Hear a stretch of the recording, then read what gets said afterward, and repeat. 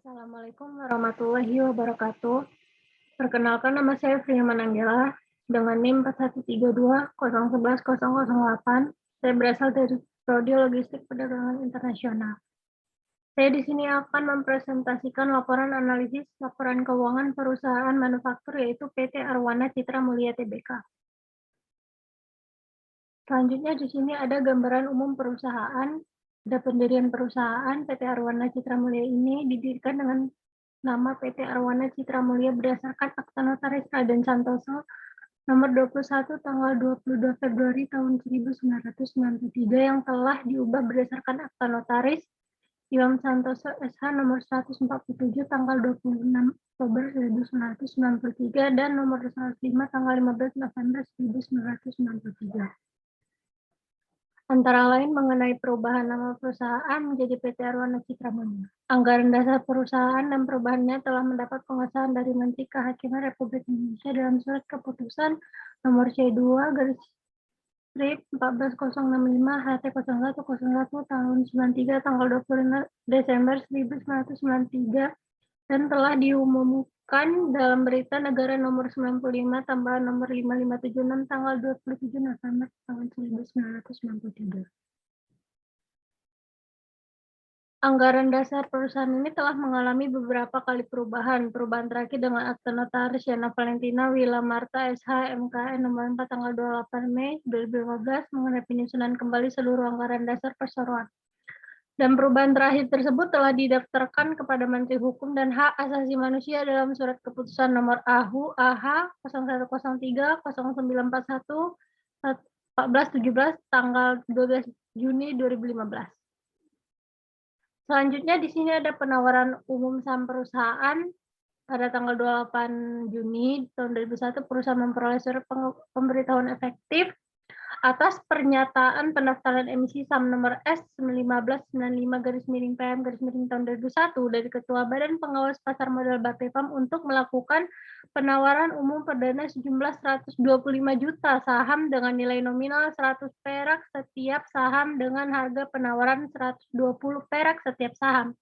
Berdasarkan surat direksi Bursa Efek Jakarta nomor S2998-BEJ strip EEM 07 2001 tanggal 12 Juli tahun 2001, perusahaan ini telah memperoleh persetujuan untuk mencatatkan seluruh sahamnya di Bursa Efek Jakarta atau sekarang Bursa Efek Indonesia.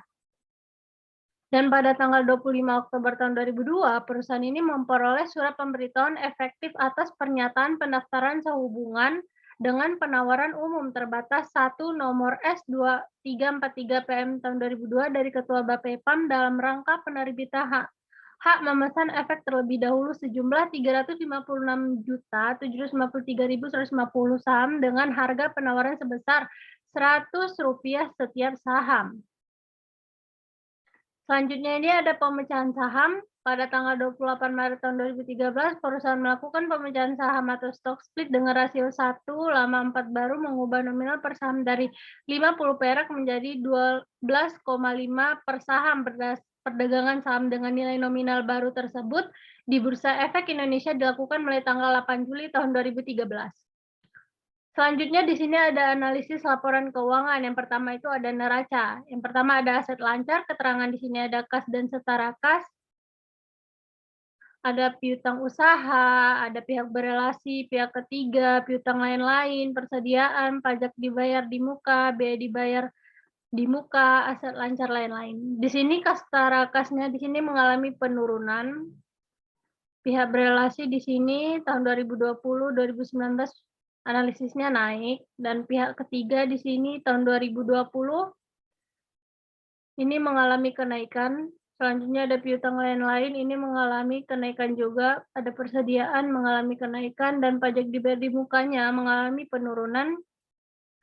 Biaya dibayar di muka mengalami penurunan juga. Aset lancar lain-lain juga mengalami penurunan. Sehingga total aset lancarnya pada tahun 2020 itu ada 938.937.937.620, sedangkan di tahun 2019 ada total aset lancarnya 975.855.222.731, itu analisisnya turun.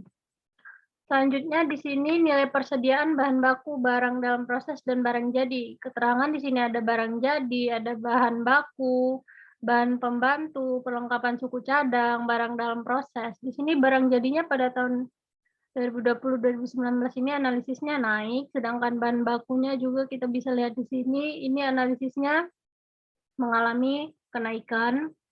Selanjutnya bahan pembantu bisa kita lihat di sini, ini total pada tahun 2020-2019 ini analisisnya mengalami penurunan. Selanjutnya perlengkapan suku cadang pada tahun 2020-2019 bisa kita lihat di sini perlengkapan suku cadangnya ini mengalami penurunan juga. Selanjutnya barang dalam proses pada tahun 2020-2019 ini juga mengalami analisisnya penurunan, sehingga total nilai persediaan bahan baku, barang dalam proses, dan barang jadi itu pada tahun 2020 ada 96.552.596.827, sedangkan 2019 ini totalnya 93.726.557.117, sehingga analisisnya di sini mengalami kenaikan. Selanjutnya, aset tidak lancar, keterangan di sini ada aset pajak tangguhan, aset tetap neto, aset tidak lancar lain-lain. Dan pada tahun 2020, aset pajak tangguhannya ini ada sekitar segini, 19 miliar, sedangkan tahun 2019 ini ada 20 miliar. Sedangkan analisisnya itu mengalami penurunan. Yang selanjutnya itu ada aset tetap neto, pada tahun 2020 ada 777 miliar, 2019 799 miliar. Sehingga di sini analisisnya mengalami penurunan. Selanjutnya di sini ada aset tidak lancar lain-lain pada tahun 2020 itu ada sekitar 7 miliar, sedangkan di sini 3 miliar, berarti ini analisisnya mengalami kenaikan. Sehingga total aset tidak lancarnya pada tahun 2020 itu ada 804 miliar 178 juta 64.350, sedangkan pada tahun 2019 itu ada 823 miliar 281 juta 846.612, itu analisisnya mengalami penurunan. Selanjutnya ada total hutang, keterangannya di sini ada utang bank, ada di PT Bank Sentral Asia Tbk, dan di sini ada utang pembiayaan konsumen yaitu PT BCA Finance. Di sini utang bank pada PT Bank Sentral Asia Tbk, total utang banknya pada tahun 2020 itu ada 55 miliar, sedangkan 2019 itu ada 46 miliar. Sedangkan di sini bisa dikatakan analisisnya itu naik. Selanjutnya ada utang pembiayaan konsumen, yaitu PT BCA Finance. Total hutangnya pada tahun 2020 itu ada 55 miliar, sedangkan tahun 2019 ada 46 miliar. Bisa dikatakan analisisnya di sini ini mengalami kenaikan. Baik, selanjutnya ada total liabilitas. Keterangan di sini ada liabilitas jangka pendek, ada utang jangka pendeknya, ada yaitu utang bank, utang pembiayaan konsumen, ada utang pihak ketiga, utang lain-lain, beban akrual, utang pajak. Di sini utang jangka pendek yaitu utang bank ada mengalami analisisnya itu mengalami kenaikan, bisa dilihat di sini. Selanjutnya utang pembiayaan konsumen. Di sini analisisnya mengalami kenaikan juga. Selanjutnya ada utang pihak ketiga. Bisa lihat di sini, ini mengalami kenaikan juga. Selanjutnya utang lain-lain. Utang lain-lain di sini mengalami penurunan. Beban akrual pada tahun 2020-2019 ini mengalami kenaikan, dan utang pajaknya analisisnya mengalami kenaikan. Selanjutnya di sini ada utang jangka 1 tahun. Di sini pada tahun 2020 ada sekitar 8.655.970.183. Sedangkan di sini pada tahun 2019 itu tidak ada, dan analisisnya juga tidak ada. Berarti total liabilitas jangka pendeknya itu ada sekitar pada tahun 2020 itu 578.122.512.627, sedangkan pada tahun 2019 ada 562 miliar 400 juta 316.020 perak, sehingga di sini analisisnya mengalami kenaikan. Selanjutnya ada liabilitas jangka panjang, ada utang jangka panjang, ada liabilitas imbalan kerja. Di sini bisa dilihat liabilitas jangka panjangnya, utang jangka panjang di sini 2020 ada sekitar segini, tapi di tahun 2019 tidak ada, sehingga analisisnya juga tidak ada. Selanjutnya, liabilitas imbalan kerja di sini mengalami penurunan, sehingga total liabilitas jangka panjangnya itu bisa dilihat di sini pada tahun 2020 dan ini pada tahun 2019 itu mengalami kenaikan. Sehingga total liabilitasnya itu mengalami kenaikan. Selanjutnya yaitu total ekuitas. Keterangan di sini ada modal ditempatkan dan disetor penuh, tambahan modal disetor, saham treasury, saldo laba, total, kepentingan non pengendali, dan total ekuitasnya di sini keterangannya. Modal ditempatkan dan disetor penuh itu analisisnya mengalami penetapan karena jumlahnya juga tidak bertambah maupun tidak berkurang. Selanjutnya ada tambahan modal disetor, analisisnya mengalami penetapan karena di sini tidak ada penurunan maupun pengurangan. Selanjutnya ada saham treasury. Di sini analisisnya mengalami kenaikan. Bisa dilihat di sini dia mengalami kenaikan ya. Selanjutnya ada saldo laba rugi. Ini mengalami penurunan pada tahun 2019-2020. Sehingga totalnya di sini mengalami penurunan juga pada tahun 2019-2020. Kepentingan non pengendali di sini analisisnya mengalami kenaikan. Sehingga total ekuitasnya analisisnya itu mengalami penurunan bisa dilihat tahun 2019-2020. Selanjutnya laporan laba rugi nilai penjualan, keterangan penjualan ada pihak-pihak berelasi, pihak ketiga. Di sini pihak-pihak berelasinya analisisnya mengalami kenaikan pada tahun 2019 menuju 2020. Pihak ketiga juga analisisnya mengalami kenaikan pada tahun 2019 dan 2020. Sehingga total penjualan kotornya juga analisisnya mengalami kenaikan. Tahun 2019 ini, tahun 2020 ini. Potongan dan retur penjualan. Analisisnya mengalami penurunan. Penjualan netonya pada tahun 2020 segini, pada tahun 2019 ada segini, sehingga analisisnya mengalami kenaikan. Selanjutnya ada laba atau rugi perusahaan setelah pajak. Keterangan di sini ada penjualan neto, beban pokok penjualan, ada laba kotornya, beban penjualan, beban umum dan administrasi, beban penjualan aset tetap, laba rugi setelah kurs, pendapatan lain-lain. Di sini ada laba usaha juga, laba sebelum pajak, beban manfaat pajak penghasilan, dan beban pajak penghasilan laba tahun berjalan. Di sini penjualan netonya pada tahun 2020 analisisnya naik, beban pokok penjualannya analisisnya mengalami kenaikan. Laba kotornya juga analisisnya mengalami kenaikan. Selanjutnya beban penjualan analisisnya mengalami penurunan. Bisa lihat di sini tahun 2019-2020. Selanjutnya ada beban umum dan administrasi pada tahun 2019 ini tahun 2020 sehingga analisisnya mengalami kenaikan. Selanjutnya ada beban penjualan aset tetap pada tahun 2020, pada tahun 2019, sehingga analisisnya mengalami penurunan. Selanjutnya ada laba rugi setelah kurs pada tahun 2020, pada tahun 2019, ini analisisnya mengalami kenaikan.